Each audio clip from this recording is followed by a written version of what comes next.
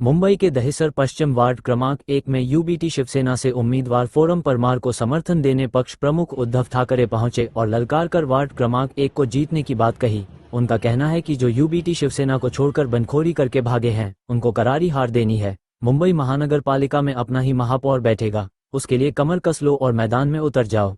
इस कार्यक्रम में सैकड़ों की संख्या में यूबीटी शिवसेना के कार्यकर्ता मौजूद थे। फोरम परमार को प्रचार के दौरान भरपूर समर्थन मिल रहा है। वार्ड नंबर 1 यूबीटी शिवसेना की ही सीट थी और यूबीटी शिवसेना की ही रहेगा।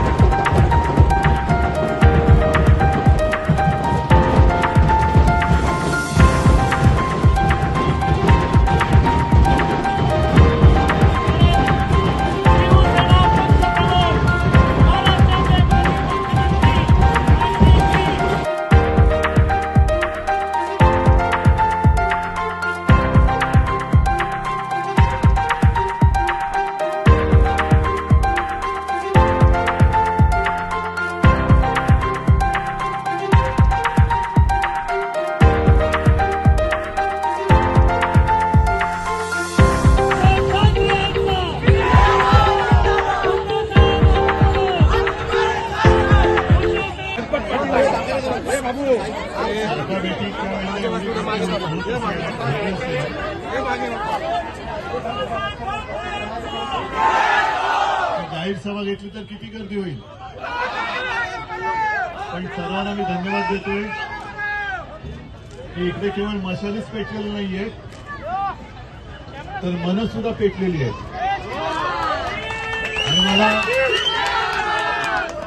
एका गोष्टीचा अभिमान आणि समाधान आहे की शिवसेनेवरती एवढी संकट आली तरी सुद्धा तुम्ही तुमची सगळी एकजूट कायम ठेवलेली। विनोद, तुम्ही आणि आपल्या सर्व शिवसैनिकांनी, हो ना, तुम्ही आणि तुमच्या सर्व सहकार्यांनी इथे जी काही कामं केली त्याचं एक समाधान या सर्वांच्या चेहऱ्यावरती दिसतं। हा वॉर्ड हा आपल्या अभिषेकचा वॉर्ड, आणि अभिषेक म्हणजे नेहमी मला आठवतोय, घरी आला तर कधी बोलणार नाही, पण एक मंद स्मित त्याच्या चेहऱ्यावरती असायचं। पण काही माणसं अशी दुष्ट असतात की त्यांना लोकांचं सुख पाहवत नाही, आणि काही लोक म्हणजे जसं मी विनोदचा उल्लेख केला, अभिषेकचा उल्लेख केला, आणि तुम्ही सर्व शिवसैनिक हे असे आहात की तुम्हाला लोकांचं दुःख पाहवत नाही।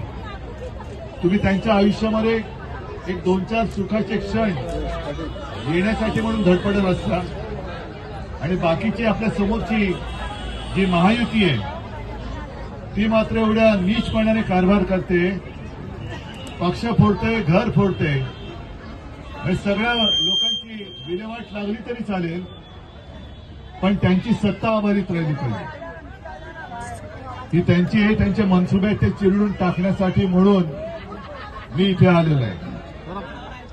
आज सुद्धा आपली प्रेस कॉन्फरन्स झाली, आणि त्या प्रेस कॉन्फरन्समध्ये मी सांगितलं की आपण जी कामं केलेली आहेत, मी तुम्हाला विचारतो, कोस्टल रोड कोणी केला? आपण केलं ना? अशी अनेक कामं आहेत। कोरोनामध्ये मुंबई मॉडेलचं जे कौतुक झालं, जगभर झालं, मला एक तरी शहर असं दाखवायचं भाजपच्या राज्यातलं की यांनी मुंबई मॉडेलची तुलना करून दाखवली। मुंबईमध्ये अनेक अमराठी सुद्धा आहेत, उत्तर भारतीय सुद्धा आहेत, पण त्या सर्वांना विचारतोय, जेव्हा कोरोनाच्या संकटामध्ये आपले सर्व उत्तर भारतीय गावी निघाले होते, त्यावेळेला अडवणूक केली होती, ट्रेन न देता ते अमित शहानी केली होती। आपण जवळपास 6 ते 7 लाख या सर्व इतर भाषिकांचा जो काही त्यांचा जो एक प्रश्न होता तो सोडवला होता. आणि हे देवेंद्र फडणवीसांना पाहवत नाहीये. ते आपल्या केलेल्या कामावरती एकतर बोळा फिरवत आहेत किंवा त्याचं श्रेय लाटतायत. आणि म्हणून मी त्यांना सांगितलं, अरे आम्ही तर ही कामं केली आहेत त्याचं श्रेय घेण्यापेक्षा मोदीजींनी जो कैलास पर्वत बांधलेला आहे त्याचं श्रेय घ्या ना. स्वर्गातनं गंगा कोणी आणली? मोदीजींनी आणली. कैलास पर्वत कोणी बांधला? मोदीजींनी बांधला. अरबी समुद्र कोणी निर्माण केला? मोदीजींनी केला. मग आज त्यांनी मला काहीतरी एक नाव ठेवले. पण ठीक आहे, देवेंद्र फडणवीसांना तुम्ही काय म्हणता? जोरात बोला. हे जनता म्हणते, मी नाही म्हणत. जनता तुम्हाला म्हणते. म्हणजे तुम्ही मला नावं ठेवताय, पण जनतेने तुम्हाला ठेवलेलं नाव जरा जोरात बोला. हे त्यांच्यापर्यंत पोचवा. का म्हणते तुम्हाला जनता? याचं कारण खोटं बोलताय. बरोबर आहे, खोटं बोल, पण रेटून बोल आणि काही कर. म्हणजे एकमेकांमध्ये भांडणं लावायची पण गादी उभवायची. आता तर हद्द झाली. आता मुंबई गिळायला निघालेले आहे. उमेदवार मतं चोरतायत, उमेदवार चोरतायत, पक्ष चोरतायत, निशाणी चोरतायत, घरं फोडतायत. किती पापांची यादी. म्हणजे एका बाजूला आपण केलेल्या कामांची यादी आहे आणि दुसऱ्या बाजूला यांनी केलेल्या पापांची यादी आहे. आणि हाच प्रश्न आहे जनतेला विचारायचं, तुम्ही केलेल्या कामाला मत देणार का केलेल्या पापाला मत देणार? विषय स्वच्छ आहे. जी कामं केलेत आपण त्याची पुस्तिका आपण दिलेली आहे. कोरोना काळामध्ये जे काम केलं, म्हणजे एका गोष्टीचं समाधान आहे मला की तेव्हा चीनचं एक कौतुक झालं होतं की 15 दिवसात त्यांनी फील्ड हॉस्पिटल उभं केलं आणि आपल्या मुंबईने 18 दिवसात तसंच तोडीस तोड फील्ड हॉस्पिटल उभं करून दाखवलं. चाचणी केंद्र सुद्धा संपूर्ण राज्यात फक्त 2 होती, ती आपण 650च्या वरती नेऊन दाखवली होती. व्हॅक्सिनेशन मध्ये आपला नंबर 1 होता. आणि खास करून मला देवेंद्र फडणवीसांना विचारायचंय की इथे महाराष्ट्रामध्ये एक सुद्धा रुग्ण उपचाराविना आम्ही त्याचा प्राण गमावू दिला नव्हता. उपचार हे झालेच, पण अनेक लोक हे बरे होऊन घरी गेलेले आहेत. तुम्ही जर का हिंदू मुस्लिम आणि मराठी अमराठी करणार असतील हे भाजपवाले, तर गंगेमध्ये जी प्रेत वाहिली होती ती हिंदूंची होती की नव्हती? आणि म्हणून मला जास्त आता बोलायचं नाहीये, कारण 10 पण वाजत आलेले आहेत. 10 पण वाजत आलेले आहेत. आपल्याला सर्वांना एक जबाबदारी देऊन जातोय. पार पाडणार? आपले उमेदवार कोण?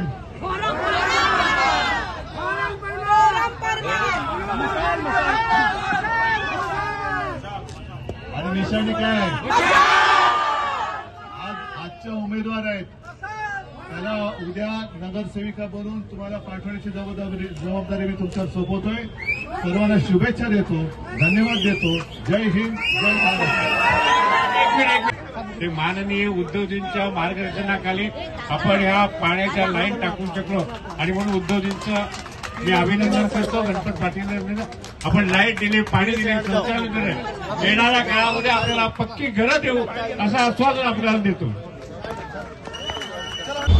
ये गणपत पाटिल नगर, ये जो अनधिकृत झोपड़पट्टी करके सरकारी लोन थी, लेकिन मैं 2012 में एमएलए बन गया तो इनको मैं छप्पर पूरा कायम कर दिया.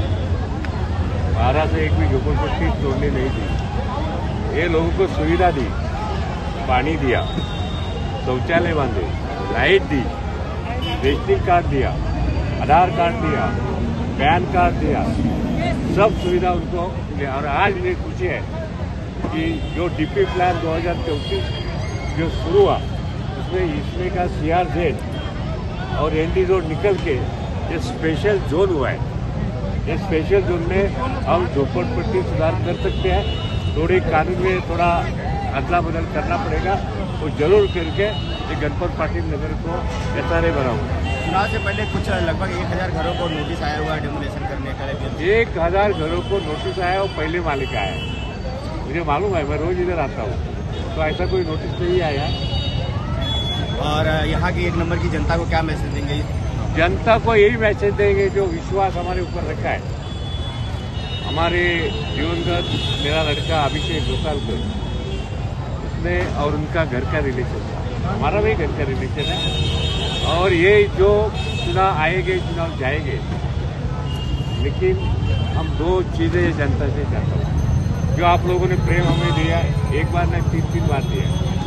अभिषेक को चुन के दिया, अभिषेक को बहू को चुन के दिया, मुझे भी चुन के दिया, अभी परमार को आपको चुन के देना है।